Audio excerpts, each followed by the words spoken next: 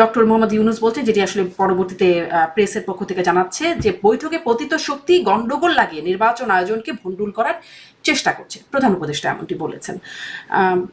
এটি আসলে আপনাদের কাছে কি ব্যাখ্যা, যে পতিত শক্তি গন্ডগোল লাগিয়ে নির্বাচন আয়োজনকে ভণ্ডুল করার চেষ্টা করছে? কারণ আমরা যখন দেখলাম জামাতের আমিরকে বলতে যে এই পরিস্থিতিতে কিসের নির্বাচন, তিনি যখন বলছিলেন লালমনিরহাটের পাটগ্রামে যে বিএনপি থানা ঘেরাও বা থানা দখল করে আসামি ছিনিয়ে আনা, এই ধরনের যে ঘটনা ঘটলো সেই প্রসঙ্গে বললেন।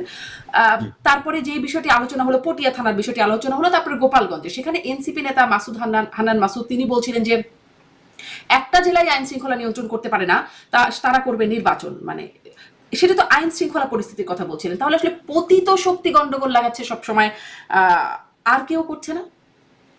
আচ্ছা, এখানে কয়েকটা আলোচনা আছে। একটা হলো যে পতিত শক্তি এত শক্তিশালী না যে আমাদের দেশকে পুরোপুরি অস্থিতিশীল করে দিতে পারে, তবে তাদের এতখানিও শক্তি আছে যে একটা বেসিক অস্থিতিশীলতা বিরাজমান রাখতে পারে।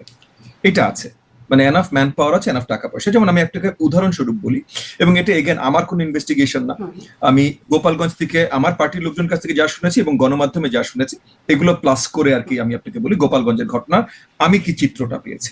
এগেন আমি গণমাধ্যমের থেকে মোস্টলি প্লাস আমার গোপালগঞ্জের লোকজনের কাছ থেকে কিছু, আমি যে চিত্রটা পেয়েছি হলো যে গোপালগঞ্জে একটা বেসিক একটা উত্তেজনা বিরাজমান ছিল, কারণ কিছু ইউটিউবার বা কিছু লোকজন হয়তো বলেছে যে 32 নম্বরের মতো শেখ মুজিবের মাজার ঘুরিয়ে দেওয়া হবে এনসিপি যখন যাবে। এটা একটা প্রচারণা ইন্টারনেটে শুরু হয়েছিল, এটা এনসিপির কেউ বলে নাই, কিন্তু নাম করা কিছু ইউটিউবার বলেছে। সো এইটাকে কার্নেল হিসেবে ধরে, মানে এটাকে বীজ হিসেবে ধরে পতিত শক্তির কিছু লোকজন ওখানে ভালোভাবে এটা ফলো করে ছড়িয়েছে। আচ্ছা, এখন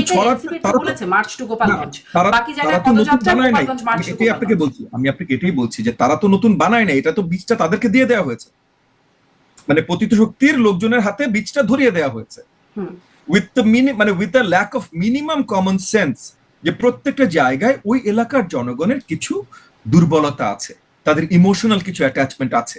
আপনি এগেন হয়তো পুরো বাংলাদেশে অনেক জায়গায় শেখ মুজিবের জন্য দুর্বলতা আছে, কিন্তু গোপালগঞ্জে সেটা বাকি সব জায়গায় যা আছে তার থেকে মিনিমাম 100 গুণ বেশি। এটা সিম্পল কমন সেন্স আপনার ধরে নিতে হবে। সো এলাকাবাসীর যে দুর্বলতা, আপনি সেটাকে কেন আঘাত করবেন ওখানে যে? আচ্ছা, এখন এটা এনসিপির কেউ বলেনি, আমি মেনেই নিচ্ছি, কিন্তু এনসিপি একটা যদি দায়িত্বশীল রাজনৈতিক দল হয় তাহলে তাদের উপরে কি বর্তায় না যে তারা এটা ক্ল্যারিফিকেশন দিবে আগে থেকে যে এরকম কোনো কিছু আমরা করতে আসছি না, আমরা জাস্ট আপনাদের সাথে মোলাকাত করতে আসছি? এরকম করার কথা ছিল না তাদের? এরকম কোনো ক্ল্যারিফিকেশন আমি কোথাও দেখিনি অ্যাটলিস্ট, এবং আমি কোত্থেকে শুনি নাই যে এরকম কোনো ক্ল্যারিফিকেশন এনসিপি দিয়েছে। আচ্ছা, এনসিপি যাওয়ার পর তারা শেখ মুজিব বা মুজিববাদ এগুলো নিয়ে স্টেজে অনেক নেগেটিভ বড় বড় ভাষণ দিয়েছে। এই ভাষণগুলোতে এলাকাবাসী আরো উত্তেজিত হয়েছে, কারণ বড় বড় মাইকে ওরা মানুষ থাকে 1000, মাইকও দেয় 1000, সো অনেক দূর দূর এলাকা পর্যন্ত শোনা যাচ্ছে। সো তখন হচ্ছে জনগণ উত্তেজিত, জনগণের ভিতরে উত্তেজনা অলরেডি বিরাজমান। এই উত্তেজনাটা ব্যবহার করে 30-40 জন বা 50-60 জন, এগেন আওয়ামী লীগের 50-60 জন হার্ডকোর কর্মী গোপালগঞ্জে থাকবে না, এটা তো বিশ্বাসযোগ্য না। সো এই হার্ডকোর কিছু কর্মী তারা এসে মারামারিটা শুরু করে, এবং যতদূর আমি শুনতে পেরেছি, কারণ পরিচিত চেহারা, কারণ আমার রাজনৈতিক লোকজনের তো পরিচিত চেহারা আছে, ও হলো গোপালগঞ্জ যুবলীগের প্রেসিডেন্ট বা উপজেলা যুবলীগের প্রেসিডেন্ট বা সোয়ান সোফো, তো এরকম পরিচিত কিছু চেহারা প্রথম একটা ধাপ মারামারির পর উধাও হয়ে যায়। কিন্তু এই মারামারির সাথে এই উত্তেজনায় পাবলিক অলরেডি উত্তেজিত ছিল, পাবলিক এসে তারপর আক্রমণ শুরু করে। সো এই যে আওয়ামী দোষর, এরা কিন্তু প্রথম একটা রাউন্ড অ্যাটাক করে চলে গেছে, এগেন যতদূর আমি জানতে পেরেছি এরা চলে গেছে, তারপর এসছে পাবলিক। পাবলিক তো ক্ষিপ্ত, এবং পাবলিক যে খেপানো হয়েছে এটাতে আপনাদের কোনো দোষ নাই, এটা তো বিশ্বাসযোগ্য না। আপনারা জানেন আপনাদের পরিচিত ইউটিউবাররা বলছে মুজিবের মাজার ঘুরিয়ে দেবে, আপনারা এটা নিয়ে কোনো ব্যাখ্যা দেন নাই। আপনারা ওখানে যে স্টেজে মুজিবের বিরুদ্ধে বড় বড় কথা বলছেন, হাসিনা আর ফ্যাসিবাদ রাখেন বা ওই এলাকা হাসিনার জন্য সেন্সিটিভ থাকে, এটা নিয়ে কম কথা বলেন। আপনারা বলেন আপনারা নতুন কি করবেন ওই এলাকাবাসীর জন্য, এটা বলেন না, আপনারা এটা করেছেন। এলাকাবাসী উত্তেজিত হয়ে যখন আক্রমণ শুরু করেছে তখন আপনাদের প্রোটেক্ট করার জন্য নিরীহ এলাকাবাসী, এটা আওয়ামী দোষর না, নিরীহ এলাকাবাসী, এবং এটা আইন শৃঙ্খলা বাহিনীর কোনো উপায় নাই ভাই, প্রোটেকশনের জন্য ওদের একটা এক্সট্রিম মেজারে যেতে হবে।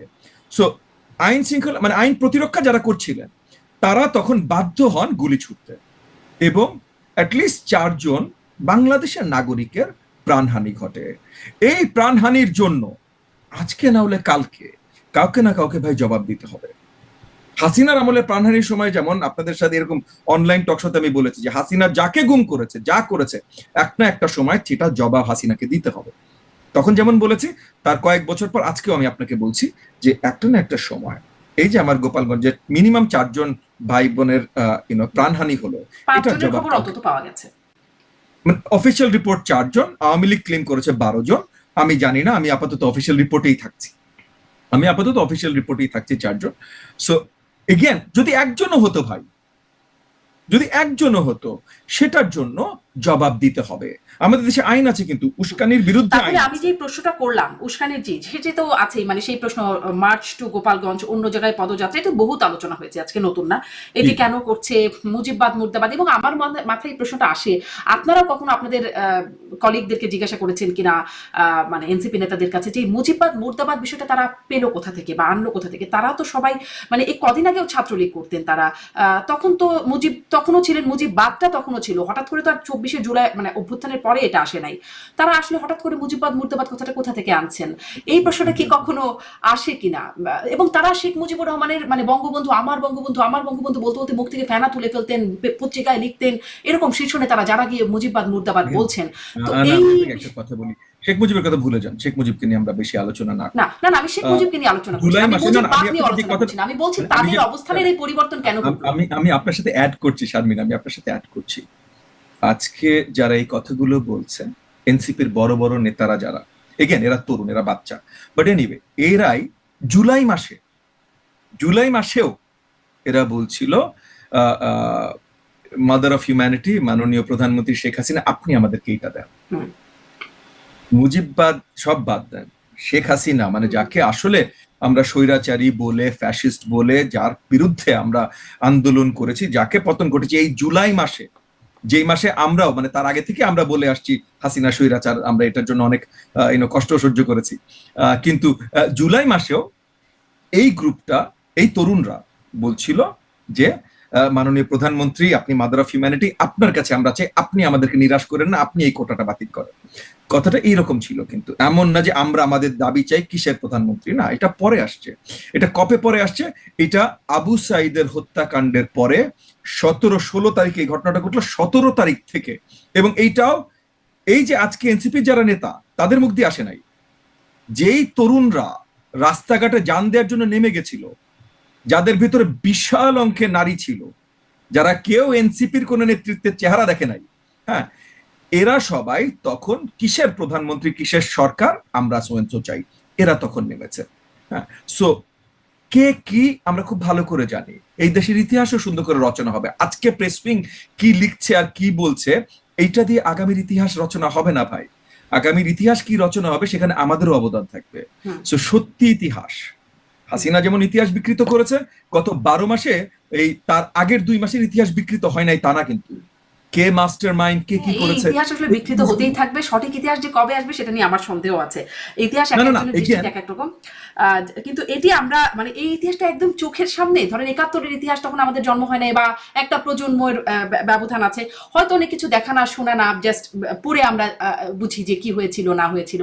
কিন্তু এটি তো আসলে কদিন আগেই দেখলাম বঙ্গবন্ধু বাংলায় বৈষম্যের ঠাঁই নাই, এইরকম স্লোগান দিয়ে তো আন্দোলন হয়েছে। তারপরে এখন হঠাৎ করে মুজিববাদ মুর্দাবাদ, এটাও একটা জনগণের সাথে বা আন্দোলনকারীদের সাথে একটা প্রতারণা হচ্ছে কিনা? কারণ নিশ্চয়ই না, এটা না, আমি জাস্ট বলছি মানে আপনি যদি একটা দায়িত্বশীল রাজনৈতিক দল হতে চান, তাহলে আপনার দায়িত্বটা কার প্রতি? জনগণের প্রতি, ঠিক না? সো আপনি এমন কিছু একটা করলেন যেটাতে একটা রায়ট তৈরি হলো, 4 জনের প্রাণহানি হলো, তাহলে আপনি কি দায়িত্বশীলতা দেখাবেন? আর দায়িত্বশীলতা তো বাদ দেন, প্রাণহানি লেভেলে যখন চলে যায় তখন এটা ক্রিমিনাল অফেন্স। সো তখন এটার জন্য আপনার দায়ভার নিতে হবে, এবং শুধু রেগুলার দায়ভার না। তাহলে আমার প্রশ্নটা যেখানে ছিল ববি হাজা, যে আপনি যে প্রসঙ্গটা বলছেন, তাহলে আমার প্রশ্নটা ছিল যে বৈঠকে যেটি ডক্টর মোহাম্মদ ইউনূস বলছেন যে পতিত শক্তি গন্ডগোল লাগিয়ে নির্বাচন আয়োজনকে ভণ্ডুল করার চেষ্টা করছে, একটু এটা বুঝতে চাই যে পতিত শক্তি তাহলে কিভাবে গন্ডগোলটা লাগাচ্ছে? না, এটাই আমি আপনাকে বলতে চেষ্টা করছিলাম বা বলছিলাম যে পতিত শক্তি গন্ডগোল চেষ্টা করবে, এবং তাদের ছোটখাটো কিছু গন্ডগোল চেষ্টা মানে তৈরি করার মতো ক্ষমতাও আছে, কিন্তু বড়ভাবে নির্বাচন গন্ডগোল করে দেবে এরকম করার ক্ষমতা তাদের আসলে নাই।